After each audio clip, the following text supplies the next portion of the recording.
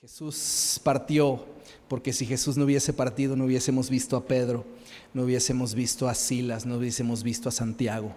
Pero Jesús nos deja una gran comisión y un legado en nuestras manos de extender el evangelio y predicar las buenas noticias de la salvación y la esperanza y la reconciliación que hay en Él, en su sangre, en su cuerpo, en su muerte y en su obra completa en la resurrección. Y en medio de toda esta belleza encontramos un libro como el libro de Hechos, un libro que revela la crudeza del ser humano, la realidad del ser humano, la imperfección del ser humano. Y esa es una de las bellezas de este libro, que este libro no descendió del cielo, es decir, no un día ibas manejando y cayó sobre ti este libro y Dios te dijo: hijo mío, aquí está la Reina Valera.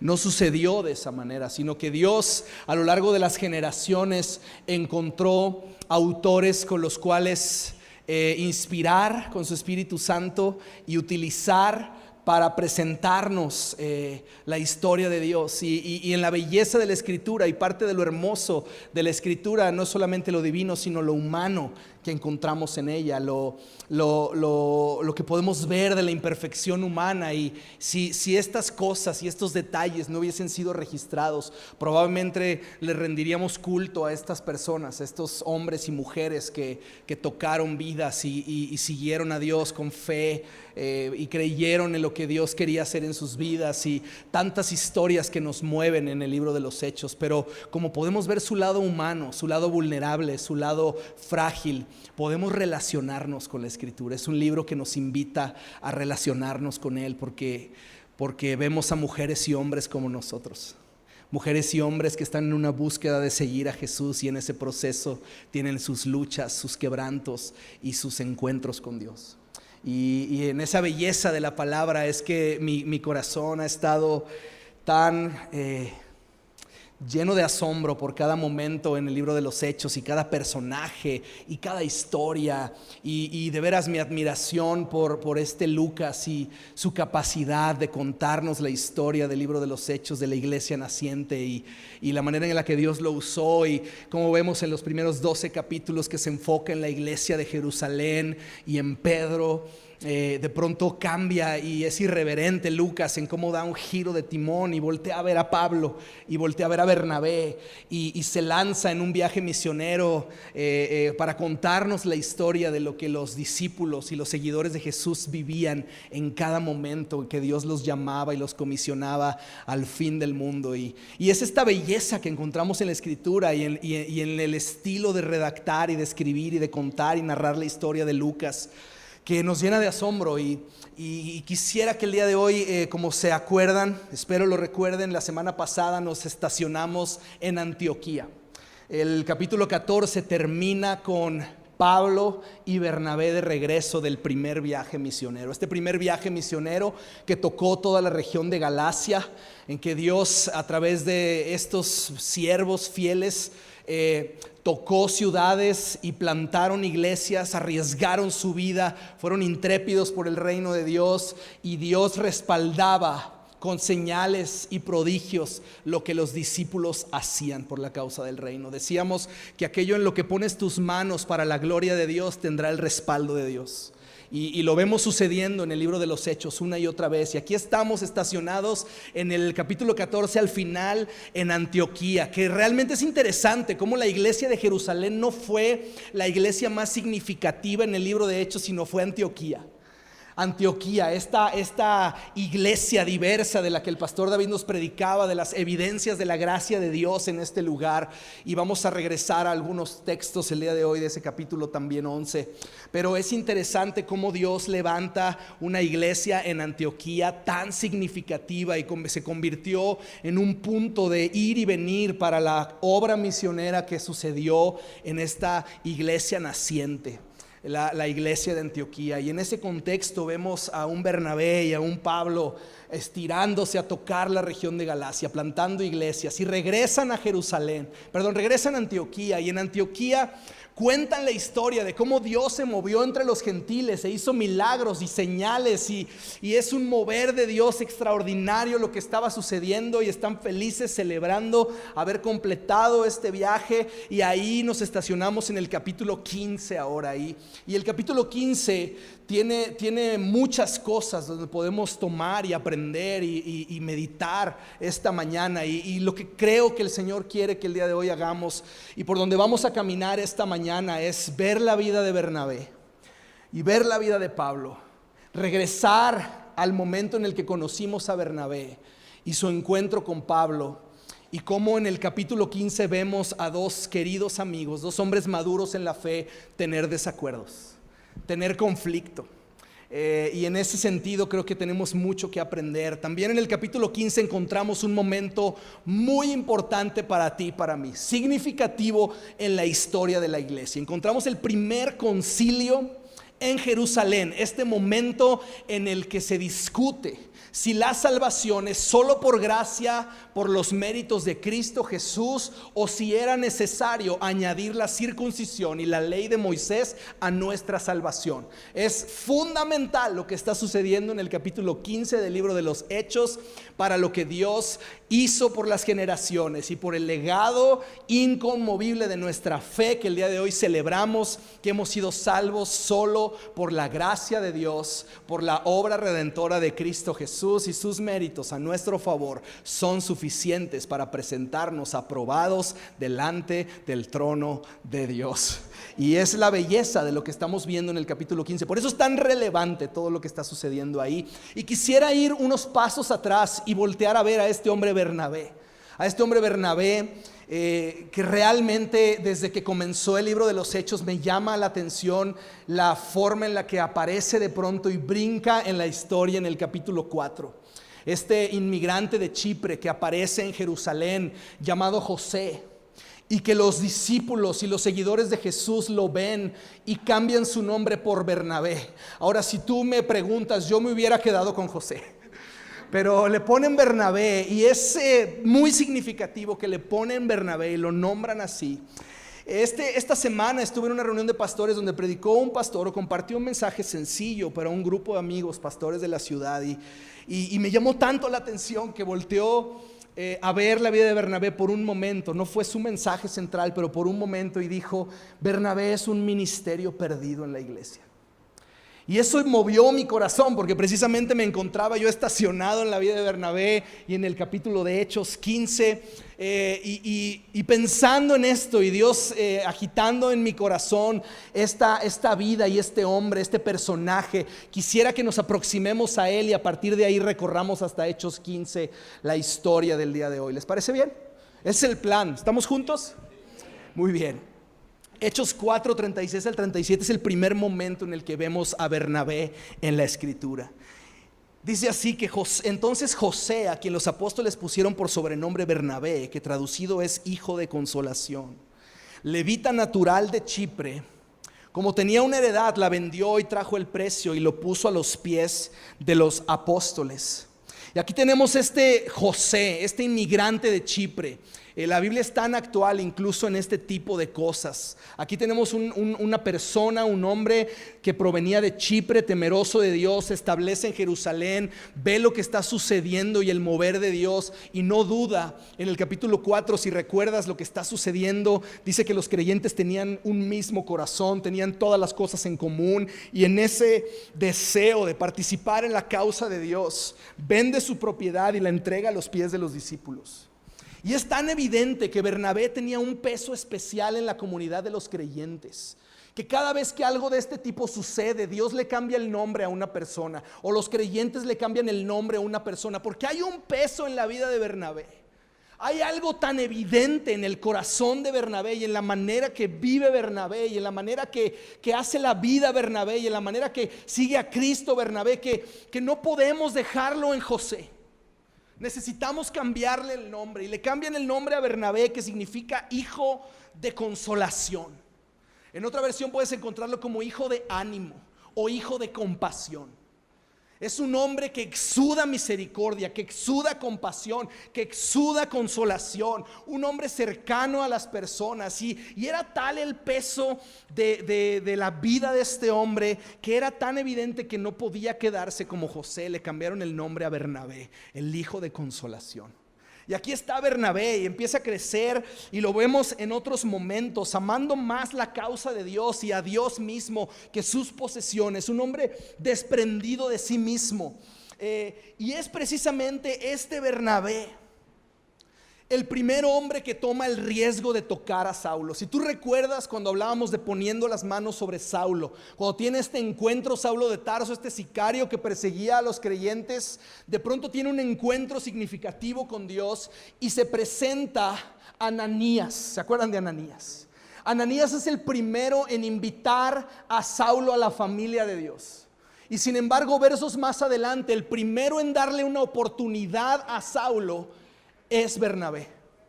Si recordamos en el libro de los Hechos, capítulo 9, verso 26, dice que cuando llegó a Jerusalén, Pablo trataba de juntarse con los discípulos, pero todos tenían miedo de él. ¿Y cómo no tenerle miedo a un sicario? Porque no creían que de veras fuera discípulo. Todos los discípulos en Jerusalén habían visto a Pablo regresar, y Pablo estaba buscando una oportunidad, estaba buscando un lugar en la iglesia, y sin embargo todos le habían dado la espalda. Nadie creía en él, nadie confiaba que realmente Dios estaba haciendo algo en su vida, hasta que un Bernabé volteó a ver a este hombre y le dio una oportunidad. Fíjate lo que dice el verso 27, y me encanta la manera en lo que lo dice esta versión. Dice: entonces Bernabé lo tomó a su cargo. Bernabé tomó a Saulo y lo tomó a su cargo, y dice que lo llevó a los apóstoles. Nadie creía en Saulo, nadie confiaba en Saulo, pero de pronto Bernabé lo tomó a su cargo. Y me pregunto si algunas veces nos hemos rendido demasiado rápido con las personas. Si algunas veces hemos renunciado demasiado rápido a ver el oro y el potencial en las personas. Bernabé era un hombre de consolación, era un hombre de compasión, era un hombre que veía la gracia de Dios sobre de alguien y tenía la capacidad de ver a través de los ojos de Dios a una persona. Y aquí estamos en ese momento, su corazón y su compasión lo atraído que Bernabé se siente hacia hacer misericordia hace que se acerque a Saulo y camina con él. Dice que lo tomó a su cargo, lo tomó casi como un hijo, caminó con él, hizo vida con él, permitió que la influencia de Bernabé y su vida piadosa abrieran las puertas para que Saulo pudiese entrar a la comunidad de los discípulos en Jerusalén. Fue ese momento y fue esa capacidad misericordiosa de Bernabé de dar una oportunidad la que permitió que Saulo entrara en ese círculo de los discípulos que estaban liderando el mover de Dios en Jerusalén. Fue precisamente Bernabé ese hombre. Y gracias a que hubo un Bernabé, tenemos un Pablo. Gracias a que hubo un Bernabé, tenemos un Pablo que se convirtió en el mayor teólogo que la iglesia ha tenido y en el mayor evangelista que jamás ha existido sobre la faz de la tierra. Gracias a que hubo un hombre que decidió creer y confiar en la mano de Dios sobre la vida de un Saulo. Más adelante nos encontramos en la escritura cómo precisamente Bernabé es un hombre con influencia entre los creyentes y en la iglesia. Y dice que Bernabé es enviado a la iglesia de Antioquía. Pastor David nos predicó acerca de esto y dice que en el verso 22 lo que estaba sucediendo en Antioquía llegó a los oídos de la iglesia de Jerusalén. E inmediatamente pensaron: enviemos a Bernabé, porque era un hombre. Fíjate lo que dice que sucede cuando llega Bernabé a Antioquía. Dice el verso 23, dice que cuando llegó vio las evidencias de la gracia de Dios y se alegró y animó a todos a hacerse el firme propósito de permanecer fieles al Señor. Fíjate cómo lo describe la escritura en el verso 24. Dice que era un hombre bueno, lleno del Espíritu Santo y de fe, y un gran número de personas aceptó al Señor. Me encanta este verso que dice que vio las evidencias de la gracia de Dios, porque sabes que solamente un hombre de compasión, solamente un padre formador de líderes tiene el potencial de ver mucho más allá de lo que normalmente ve el promedio de la gente. Tiene el potencial de ver a aquel que nadie está viendo. Y Bernabé ve la gracia de Dios sobre una comunidad, sobre una iglesia, sobre una familia. Y la escritura dice que Bernabé se estableció en Antioquía y se convirtió en un hombre inminente de gran influencia en esta iglesia. Y Bernabé inmediatamente empieza a crecer, se convierte en uno de los profetas y uno de los maestros en Antioquía. ¿Estamos juntos todavía, familia? Se convierte en uno de los líderes principales de esta iglesia. Y normalmente lo que pensaríamos algunos de nosotros cuando empezamos a tener influencia, empezamos a tener visibilidad, Dios está usando nuestras vidas, la iglesia se está juntando alrededor de Bernabé y alrededor de los dones de Bernabé. Y lo primero que hace Bernabé cuando está en una posición de influencia, dice la escritura en el verso 25 del capítulo 11, que Bernabé siguió hasta Tarso a buscar a Saulo. Ahora, Saulo no es nadie en Antioquía. Saulo a este punto está en Tarso. Nadie lo está invitando al juego. Se encuentra fuera de la jugada. Y de pronto Bernabé, en su momento de mayor visibilidad y mayor influencia, escoge pedir una pausa, caminar hasta Tarso para invitar a Pablo a su plataforma y a su lugar de visibilidad. Me llama tanto la atención lo que sucede en estos versos. Dice el verso 26 que cuando lo encontró lo llevó de regreso a Antioquía y los dos se quedaron ahí con la iglesia durante todo un año, enseñando a grandes multitudes. Es decir, Bernabé era un hombre que no estaba tan preocupado por la plataforma, no estaba preocupado por su influencia, no estaba tan preocupado por crecer su popularidad. Él estaba preocupado por hacer lo que Dios lo había llamado a hacer. Estaba preocupado porque el reino se extendiera, y si eso significaba él venir a menos para que Pablo pudiese crecer, él lo iba a hacer, porque tenía el corazón de un padre. Los Bernabé son aquellos en la casa que permiten que otros se paren sobre sus hombros para que lleguen más lejos. Y creo que Dios quiere regresar un corazón de Bernabé a la iglesia, y Dios quiere regresar un corazón de Bernabé a nuestra casa, donde podamos celebrar que nuestras hijas e hijos florecen y encuentran su lugar en el reino y llegan mucho más lejos de lo que nosotros jamás hubiésemos soñado llegar. ¿Alguien está conmigo esta tarde? Hechos 25-26 dice que Bernabé fue a Tarso, encontró a Saulo y le dio un lugar, y dice que se quedó con él durante todo un año enseñando a grandes multitudes. Porque Bernabé sabía que Dios tenía un plan para Saulo, pero jamás hubiésemos visto al Pablo dentro de Saulo sin un Bernabé que creyera en él y lo pusiera en el centro del mover de Dios y le dijera: tú puedes, yo creo en ti.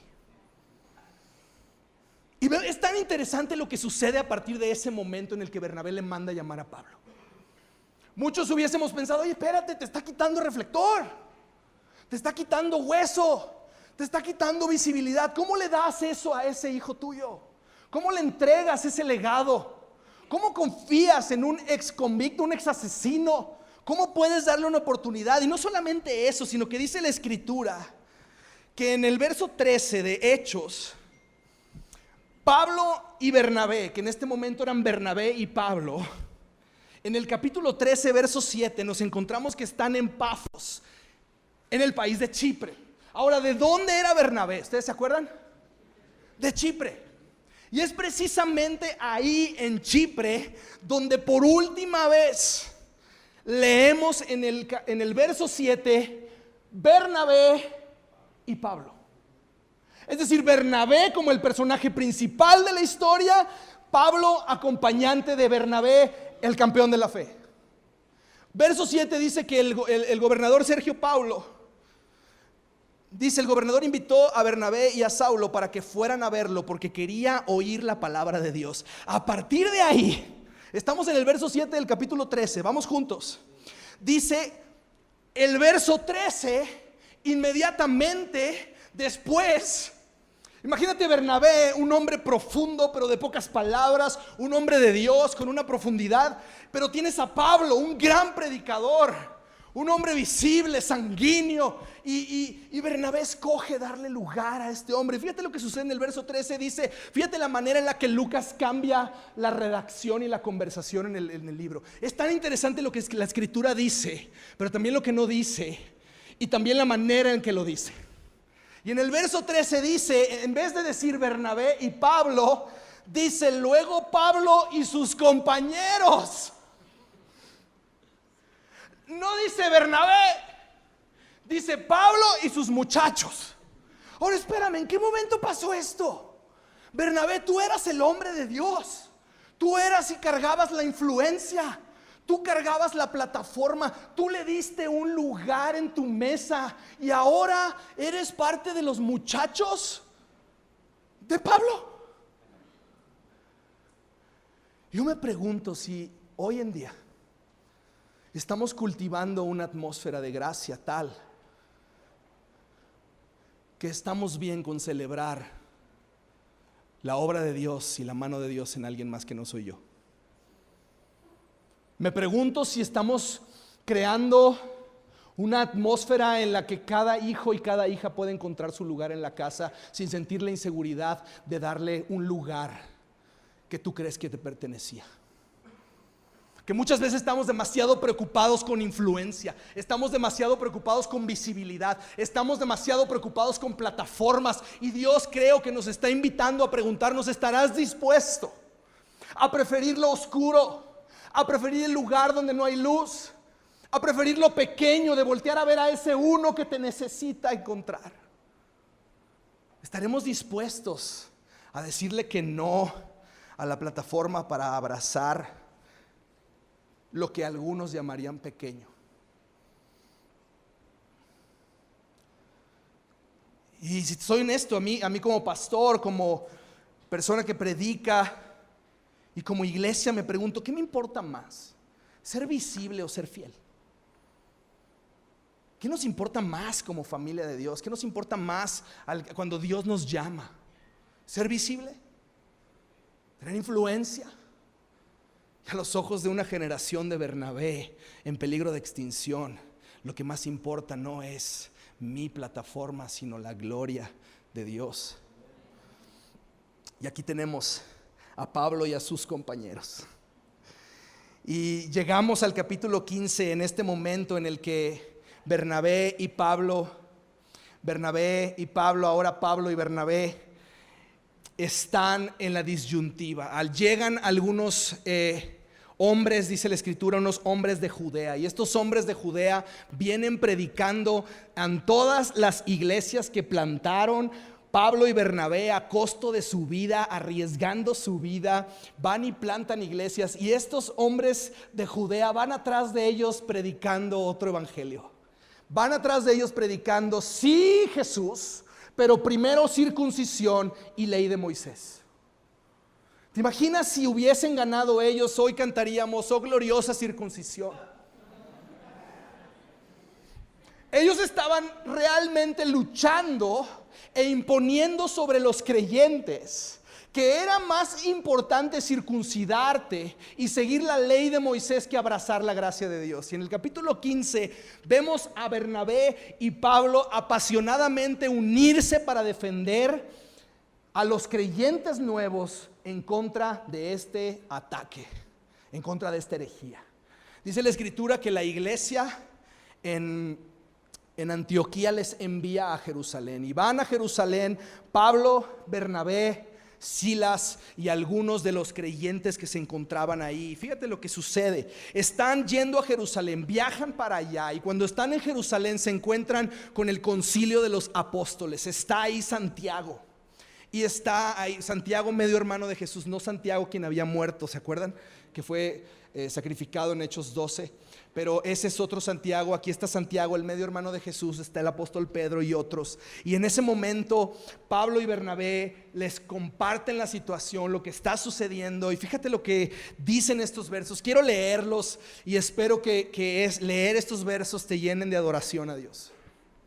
Estos versos son la respuesta de Pedro a lo que está sucediendo con estos hombres de Judea que van a imponer la ley de Moisés, la circuncisión, antes que la gracia de Dios.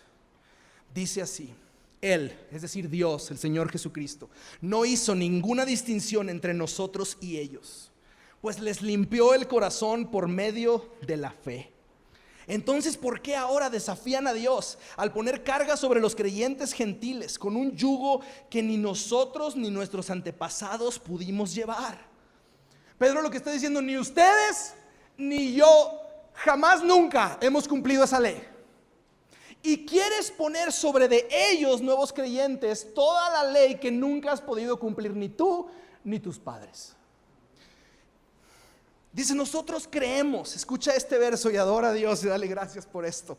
Nosotros creemos que todos somos salvos de la misma manera, por la gracia no merecida que proviene del Señor Jesús. Todos escucharon en silencio mientras Bernabé y Pablo les contaron de las señales milagrosas y maravillas que Dios había hecho por medio de ellos entre los gentiles. Y aquí están, los apóstoles les encomiendan a los queridos Bernabé y Pablo, los regresan a Antioquía. Estamos juntos hasta ahorita en esta movedera de ciudades. Están en Jerusalén, se celebra este concilio y en este concilio se vuelve a animar y se afirma a los creyentes a descansar su fe en ninguna otra cosa que no sea la gracia de Dios. Y es precisamente ese momento histórico que pone un pilar inconmovible y una certeza en nuestros corazones de que solo Cristo y solo su obra en la cruz y solamente la fe en el Hijo de Dios puede salvar a todos aquellos que ponen su esperanza eterna en Él. Es ese precioso momento histórico que recordamos como el primer concilio de Jerusalén. Regresan celebrando juntos esta victoria, este gol, y justo cuando regresan, problemas. ¿Cuántos saben que después de pasar cierto tiempo con alguna persona vas a tener un conflicto? Algunos casados pueden decir amén. Algunos recién casados ya pueden empezar a decir amén también. Es decir, de pronto hacer vida juntos va a producir que nos raspemos un poco. De pronto hacer vida juntos va a hacer que tengamos desacuerdos. De pronto hacer vida juntos va a causar que la manera en la que yo pienso algunas cosas va a ponerse en conflicto con la manera en la que tú piensas que deben de ser otras cosas. Y sucede en este momento y nos encontramos un desacuerdo entre dos queridos amigos con más de 15 años de amistad, maduros en la fe, hombres de Dios. Y nos encontramos este momento en el que dice la Escritura, verso 36, están platicando y están conversando y Pablo tiene en su corazón el ir otra vez de regreso a la región de Galacia a visitar las iglesias que habían plantado juntos. Y Pablo le dice a Bernabé: Bernabé, vamos otra vez, vamos de nuevo para allá. Y Bernabé le dice: sí, pero quiero llevar a Juan Marcos. Ahora, si ustedes recuerdan en la Escritura Juan Marcos, ¿se acuerdan de Juan Marcos? Lo dejamos por allá la semana pasada. En el capítulo 13 se nos echó para atrás a medio viaje misionero, ¿se acuerdan? Están juntos, Pablo y Bernabé se embarcan en la aventura y suben al barco a Juan Marcos. Este joven Juan Marcos, y dice la Escritura, este momento de Hechos 15 es 2 o 3 años después de que Juan Marcos se echa para atrás. A partir de ahí Juan Marcos se queda relegado y Pablo no confía en él y no lo quiere llevar en este viaje. Fíjate lo que dice la Escritura: su desacuerdo fue tan intenso que se separaron. Bernabé tomó a Juan Marcos consigo y navegó hacia Chipre. Pablo escogió a Silas y al salir los creyentes lo encomendaron al cuidado misericordioso del Señor. Luego viajó por toda Siria y Cilicia, fortaleciendo a las iglesias. Ahora aquí tenemos a Bernabé llevándose a un Juan Marcos. Déjame poner un poco el contexto y recordarnos un poco qué estaba pasando y quién es este Juan Marcos. Juan Marcos precisamente es primo de Bernabé.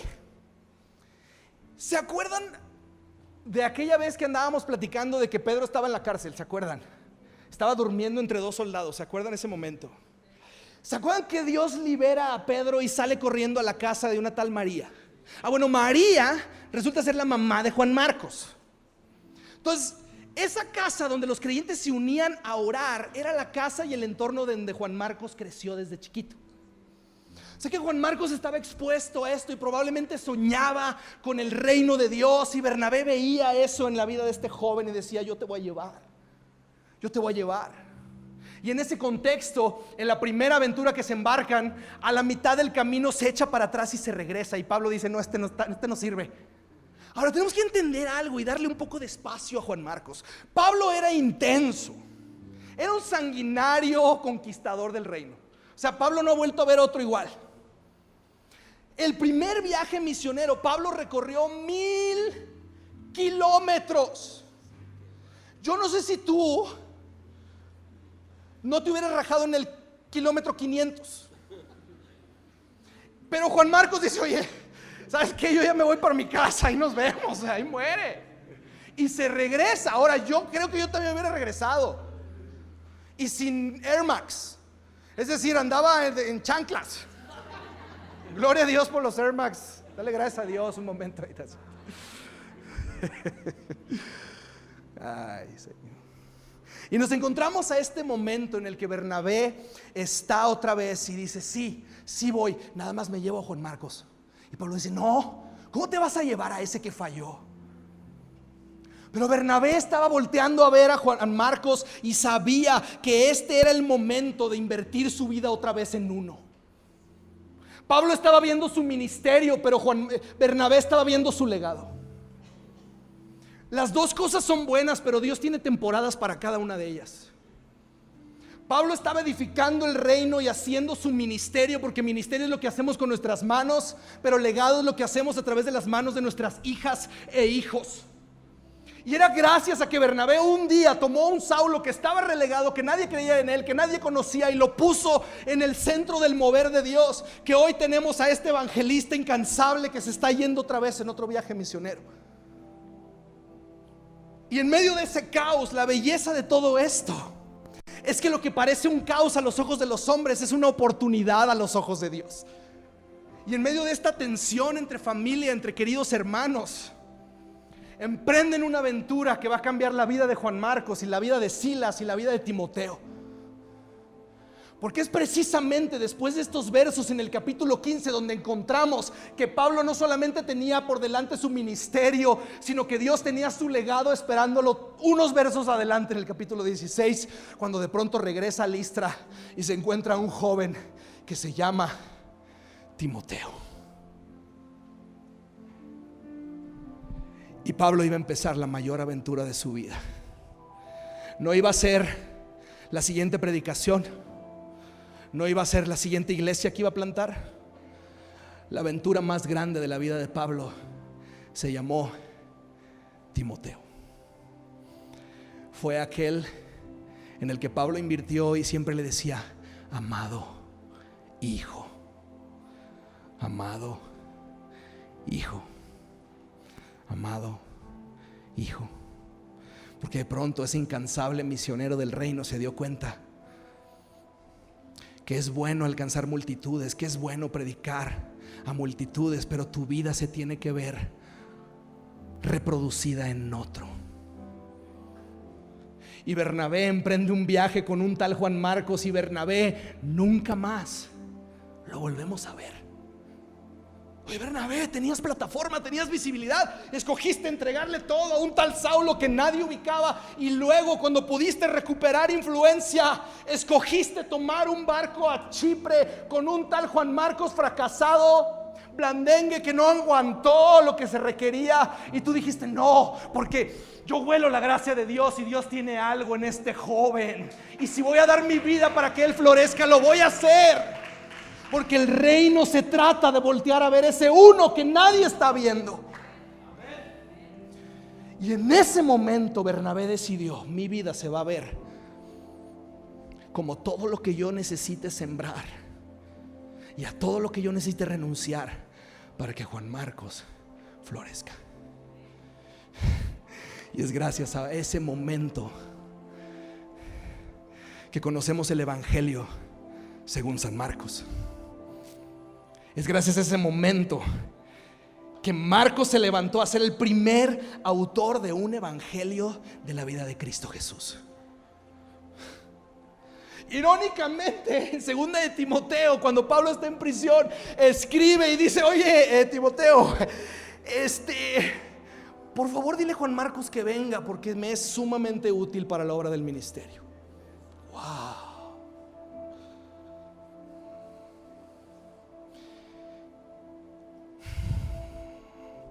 Porque hacer la voluntad de Dios no es qué tan visible soy, sino qué tan fiel escojo ser a lo que Dios quiere que haga.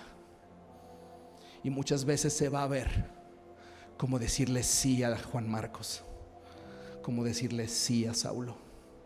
Y muchas veces, familia, hemos visto a algunos en nuestra familia espiritual y le hemos dado la espalda. No, este ya es cartucho quemado. No, este ya A, B, C, D, E.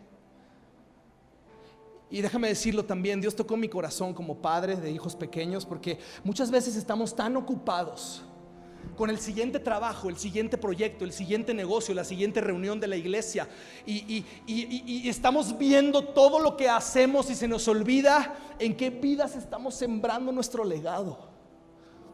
No permitas que tu actividad reemplace lo que estás sembrando en las manos de tus hijas e hijos. Lo que estás sembrando en la puerta de tu casa es más significativo que lo que estás edificando en tu oficina de 9 a 8 de la noche. Voltea a ver a tus hijos otra vez. Voltea a ver tu casa.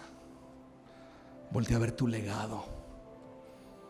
Voltea a ver las flechas que Dios ha puesto en tus manos y escoge ser un Bernabé. Sí, voy a perder influencia. Sí, voy a perder clientes. Sí, voy a tener menos ingresos, pero mi vida se va a ver como todo lo que yo puedo hacer para que tú y tú y tú, en mi caso, en unas semanas 3, florezcas.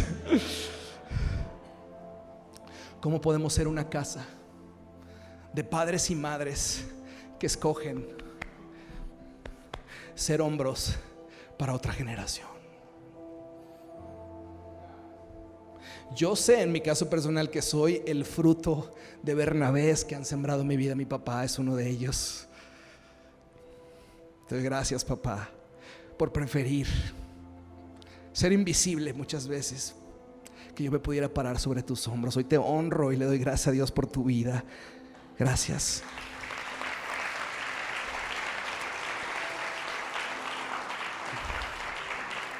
Mi pastor Oscar, ayer fue su cumpleaños y fue un hombre que siempre me ha dicho: ¿y cómo se ve el llamado de Dios en tu vida?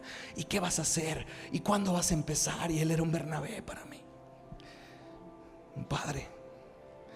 Familia, papás, señores, señoras, hay una generación de Juan Marcos, de Timoteos y de Saulos que están esperando un mentor, que están esperando una madre espiritual, que están esperando un padre espiritual para salir de la orfandad. Alguien que les diga: tu pasado ya no te define, hay una esperanza. La regaste, sí, pero hay oportunidades. Fallaste, sí, pero Dios te restaura. Y puedo oler la mano de Dios y la gracia de Dios sobre tu vida. Vas a ser y vas a tener un futuro extraordinario y vas a llegar mucho más lejos que yo. Es tiempo de que los padres y madres regresen a la casa. Y creo que algunos de ustedes dicen: yo ya terminé, ya mis hijos se casaron, ya me gradué. Y Dios te está diciendo: no, hay muchos en la familia de Dios que están en orfandad y te están esperando. Y te están esperando. Muchas veces nos impresionamos por los ministerios visibles, pero Dios está levantando una generación de héroes invisibles que están dispuestos a tocar el mundo a través de sus hijas e hijos. Cuando todos están adorando a Pablo y a Bernabé en Listra, ¿se acuerdan? Le dicen: tú eres Júpiter y tú eres Mercurio, Hermes y Zeus. Interesante es que cuando vieron a Pablo y a Bernabé, la figura de mayor autoridad se la dieron a Bernabé, no a Pablo. porque vieron el peso de autoridad de un hombre silencioso, amoroso y profundo, que estaba parado viendo a Pablo hablar, decirle hijo del diablo a Bar Jesús, ¿se acuerdan? Yo creo que Bernabé, si él hubiera llevado el volante en ese viaje, él jamás le hubiera hecho hijo del diablo a Bar Jesús. Él lo hubiera abrazado, ¿verdad? Jesús te ama y te perdona, mi Bar Jesús. No, Pablo dijo, eres un hijo del diablo, ¿se acuerdan? Pero si Bernabé no le da lugar, Saulo no se hace Pablo.